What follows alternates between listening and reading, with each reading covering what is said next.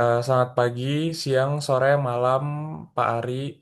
Perkenalkan kami dari kelompok Sisqual 01, kelompok 9.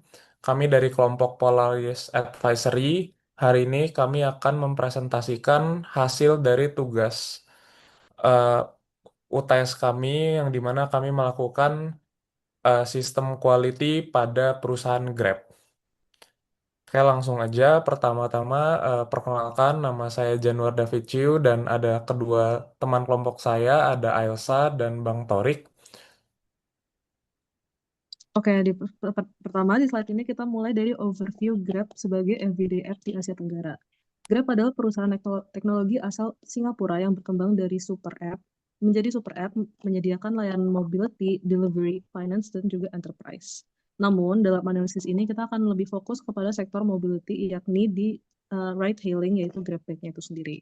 Nah, Indonesia ini menjadi pasar terbesar untuk ride hailing di Asia Tenggara dengan kontribusi revenue yang signifikan.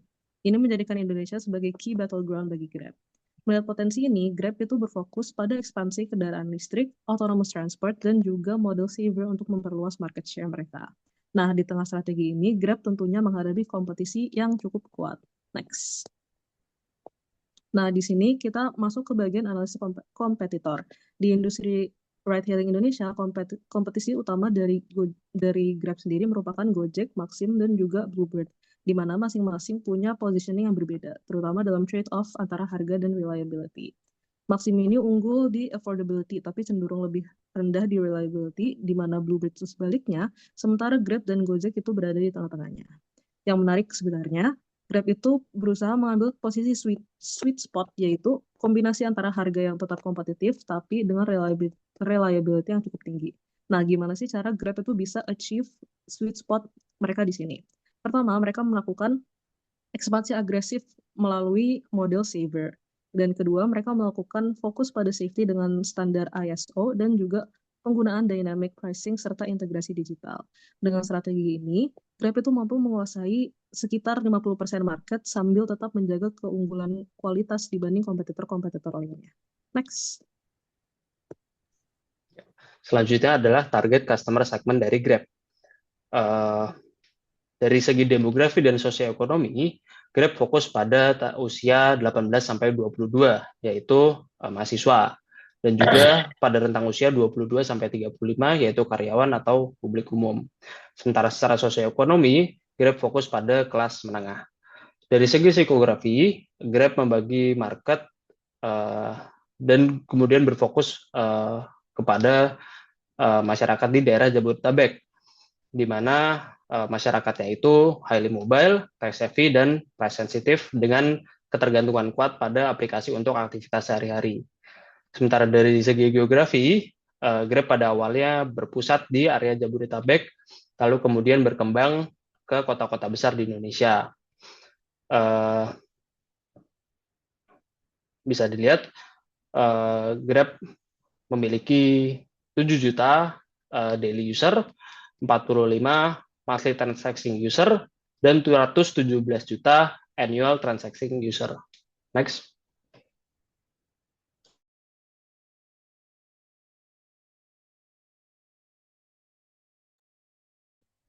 Nah, oke. Jadi kenapa kepuasan pelanggan penting untuk mobilitas Grab? Jadi seperti yang kita lihat di industri ride hailing yang low switching cost seperti Indonesia, kepuasan itu bukan sekedar angka.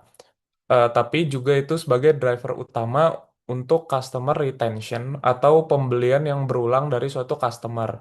Nah, secara matematis, strategi kita adalah memastikan LTV atau lifetime value itu harus lebih besar dibanding customer acquisition cost. Karena jika pelanggan puas, mereka bertahan. Jika mereka bertahan, maka profitabilitas jangka panjang perusahaan baru bisa terjamin. Oleh sebab itu, customer satisfaction sangat penting untuk sustainability dari perusahaan Grab itu sendiri. Nah, jadi kenapa perusahaan Grab ini sangat relevan untuk pilihan kita untuk melakukan sistem kualitas? Yang pertama, karena perusahaan Grab ini sangat relevan dalam kehidupan sehari-hari sebagai warga Indonesia, sebagai mahasiswa khususnya yang sering melakukan mobilitas. Yang kedua, clear competitive positioning karena kompetisi ride hailing di Indonesia yang sangat kompetitif membuat kami jadi lebih tertantang untuk melakukan analisis karena marketnya jelas dan pasti selalu ada room improvement untuk perusahaan ini sendiri. Kemudian eh, perusahaan ini juga bekerja pada highly competitive and low switching cost industry. Apalagi kalau kita lihat pada poin keempat, Indonesia adalah price sensitive target market dan high frequency juga ya untuk perusahaan Grab ini. Nah, makanya kenapa kita melihat bahwa perusahaan ini sangat relevan untuk kita lakukan analisis untuk memahami konsep sistem quality pada dunia industri sehari-hari. Oke, namun sebelum kita melakukan analisis benerannya nih, kita harus mulai dengan bagaimana cara kita bisa mendefinisikan customer satisfaction dalam konteks Grab Bike. Dalam studi ini, customer satisfaction itu dipahami sebagai evaluasi psikologis pelanggan terhadap keseluruhan perjalanan, mulai dari proses booking hingga sampainya ke tujuan. Secara lebih spesifik, kepuasan ini diukur sebagai gap antara ekspektasi sebelum layanan dan persepsi terhadap layanan yang diterima. Jadi, fokus utama kita adalah lihat apakah performa Grab baik itu sendiri sudah memenuhi atau bahkan melampaui ekspektasi dari penggunanya itu sendiri. Nah, untuk mengukur gap tersebut secara komprehensif, kita menggunakan 3 framework utama. Pertama, itu service quality atau ServQual yang berfungsi untuk mengidentifikasi perbedaan antara layanan yang dijanjikan dan layanan aktual di lapangan. Yang kedua, kita menggunakan Customer Satisfaction Index atau CSI yang memberikan ukuran kuantitatif terhadap tingkat kepuasan pengguna dalam skala numerik. Dan yang terakhir, kita menggunakan Important Performance Analysis yang membantu kita memetakan atribut layanan berdasarkan tingkat kepentingan dan performanya, sehingga kita tuh bisa menentukan prioritas perbaikan secara lebih strategis lagi. Nah, framework ini tuh kenapa sih relevan dalam konteks GrabBike dan dalam konteks Indonesia itu sendiri? Pertama, karena adanya variasi perilaku driver yang cukup tinggi, pendekatan ini membantu menstandarkan kualitas layanan melalui indikator yang terukur. Kedua, penggunaan CSI memungkinkan pengambilan keputusan yang lebih data-driven dan bukan hanya berdasarkan feedback yang subjektif. Dan yang ketiga itu melalui importance performance analysis tadi, kita bisa mengidentifikasi aspek yang paling penting bagi pengguna Indonesia, seperti keamanan dan kecepatan respons, sehingga perbaikan bisa lebih tepat sasaran. Nah, analisis ini tuh sebenarnya didasarkan pada 5 dimensi utama dari ServQual, yaitu tangibility, reliability, responsiveness, assurance, sama empathy. Kelima dimensi ini mencakup seluruh pengalaman pengguna, mulai dari kondisi fisik kendaraan, akurasi layanan, kecepatan respon, rasa aman, hingga kualitas interaksi antara driver dan penumpang. Next. Nah, untuk mengukur customer satisfaction secara empiris, kami ini menggunakan pendekatan berbasis survei yang membandingkan expectation dan perception dari pengguna. Setiap responden diminta untuk menilai 2 hal. Yang pertama itu ekspektasi mereka terhadap layanan Grab sebelum perjalanan, dan kedua persepsi mereka terhadap layanan yang benar-benar mereka alami. Dengan membandingkan kedua nilai ini, kita dapat mengidentifikasi gap pada setiap dimensi layanan yang menjadi dasar utama dalam analisis kepuasan pelanggan. Pengukuran dilakukan berdasarkan 5 dimensi ServQual yang tadi sudah disebutkan, dan kemudian diterjemahkan ke dalam indikator yang lebih spesifik. Contohnya, di mana pada dimensi tangibility ini kita melihat aspek seperti kerapihan driver dan kelengkapan atribut keselamatan. Pada reliability kita mengukur kesesuaian tarif dan akurasi sistem GPS, dan begitu juga untuk 3 poin yang lainnya. Nah, untuk meningkatkan sensitivitas pengukuran, kami menggunakan skala Likert 1 hingga 7, sehingga variasi persepsi pengguna dapat tertangkap dengan lebih detail dibandingkan dengan skala yang lebih sempit. Selain itu, kami juga memastikan kualitas data yang meminimalkan potensi bias. Hal ini dilakukan dengan penggunaan pertanyaan yang spesifik dan tidak ambigu, pengurutan pertanyaan yang terstruktur, serta penggunaan skala yang konsisten antara expectations dan perception. Pendekatan ini penting untuk memastikan bahwa hasil analisis benar-benar mencerminkan pengalaman pengguna secara objektif. Nah, selain itu, kami juga menambahkan pertanyaan terbuka atau open-ended questions untuk menangkap insights yang tidak dapat terukur secara kuantitatif, seperti keluhan spesifik atau saran perbaikan dari pengguna. Dengan kombinasi pendekatan kualitatif dan kuantitatif ini, kita dapat memperoleh pemahaman yang lebih komprehensif nih mengenai kepuasan pelanggan, sekaligus mengidentifikasi area prioritas untuk peningkatan layanan GrabBike. Next. Nah, selanjutnya adalah data collection procedure. Nah, untuk mendapatkan data yang valid, kami melakukan studi ServQual terhadap 100 responden di area Jabodetabek.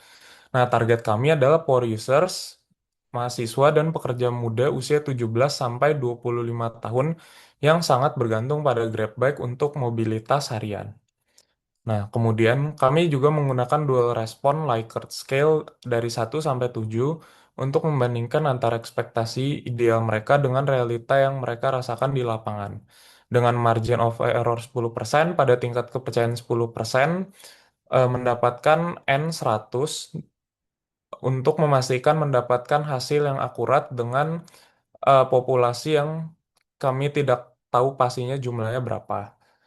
Nah, data ini representatif untuk memetakan prioritas perbaikan melalui Importance Performance Analysis atau IPA. Kemudian juga kami jaga privasinya dan em, dari integritas dari data ini tersendiri, kami juga pastikan yang isi adalah mahasiswa maupun pelajar ataupun pekerja muda yang terbiasa untuk membaca literasi secara digital sehingga mereka bisa mengisi G-form ini tanpa kesulitan atau bias. Dan pastinya kita juga memperhatikan concern dari para pengisi. Nah, masuk ke temuan utama, secara umum terdapat negatif gap di seluruh 21 atribut. Artinya, ekspektasi pengguna saat ini masih lebih tinggi dibandingkan realita yang mereka terima. Namun, jika kita lihat table gap analysis ini, dimensi assurance dan empathy menunjukkan performa yang lumayan cukup kuat. Sebaliknya, gap terbesar berada pada dimensi tangibles, di mana pengguna merasa aspek fisik atau visual layanan masih jauh dari ekspektasi mereka. Dan kemudian pada bagian kanan terdapat important performance analysis yang akan dibahas di slide selanjutnya.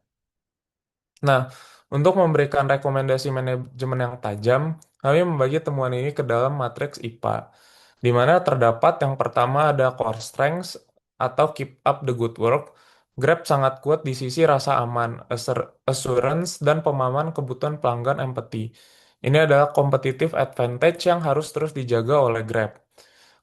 Kemudian ada critical pain points atau concentrate here, di mana eh, titik inilah di mana Grab harus memprioritaskan masalah ini. Kita melihat adanya isu konsistensi pada dimensi reliability pada Q5, Q8, dan Q9, serta aspek modernitas pada tangibles Q4. Pengguna merasa janji layanan belum sepenuhnya konsisten. Nah, kemudian pada bagian research optimizations, menariknya pada atribut seperti empathy, Q18 sampai 20, kita menemukan kondisi possible overkill atau mungkin yang terlalu berlebihan dari Grab. Ekspektasi user di sini rendah, tapi performa dari Grab lebih tinggi. Secara strategis, Grab bisa merealokasi sumber daya dari area ini untuk memperbaiki critical pain point study yang lebih urgent untuk diselesaikan. Next. Selanjutnya adalah propose short and long term improvement, peningkatan yang kami propose. Yang pertama adalah short term improvement dengan jangka waktu saat ini sampai 6 bulan ke depan.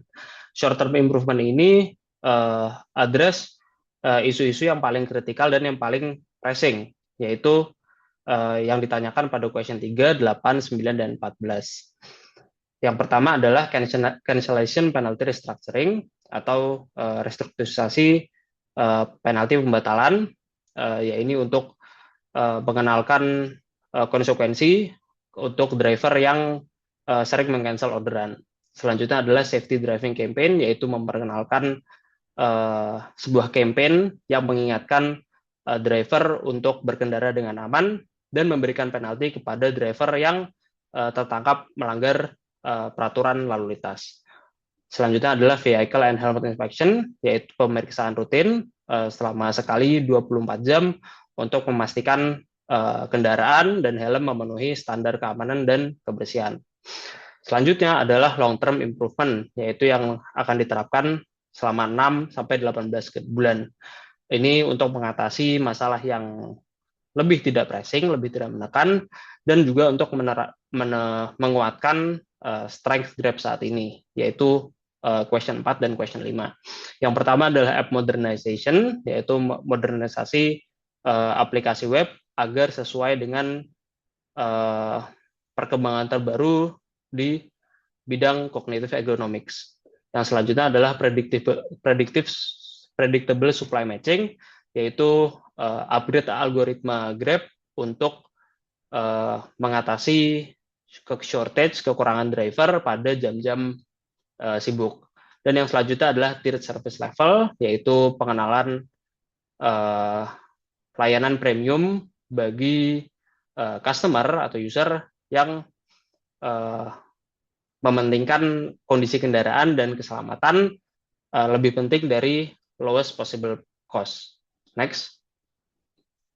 Nah, agar Grab dapat mengimplementasikan improvement tersebut, sebelumnya Grab harus meningkatkan kemampuan internalnya di bidang operasional, yaitu dengan berpindah dari model passive marketplace menuju model active fleet management model, yang mana membutuhkan tim atau sistem untuk mengaudit kondisi fisik kendaraan dan helm di lapangan.